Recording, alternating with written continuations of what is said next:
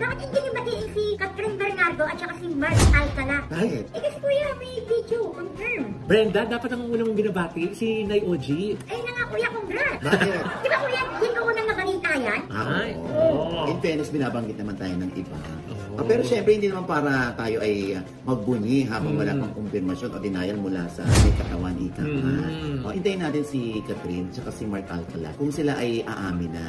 Kasi nga, di ba, naunan na rito ay ayan na nga. Sa airport ay nakita si Catherine. Few moments later, ayan na. Sumunod naman si Mark Alcala. So, ang sabi ay sa Australia sila patungo.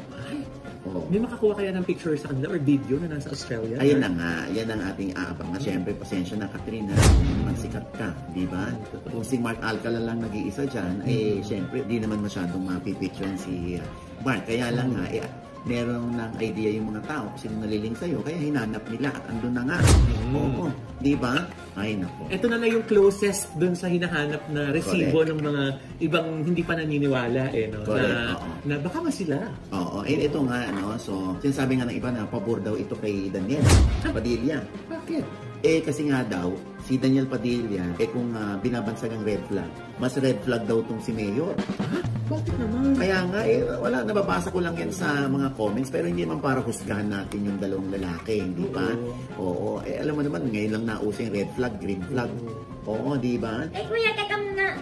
Speaking of red flag. Bakit? Meron ako ngayon Alam ka, Dili ka. Hindi mo red flag. Red flag. Red flag. Red flag yun. Kasi malang ngayon, yung ganong klaseng sitwasyon, hindi ba yung nakaka-stress? Yung di ba parang gusto mo lang kumain sa labas or mag-travel, pero kailangan mo pang ilihim sa publiko. Oo, kuya. Tsaka, parehas naman silang single. Bakit kailangan nila magtago sa publiko? Alam mo, hindi ako makakasagot niyan. Sila. So, hintayin natin ang sagot nila. Mahirap yung ganyan. Kuya, mas mahirap naman yung ginagawa mo. Bakit? Playing safe ka. Alam mo,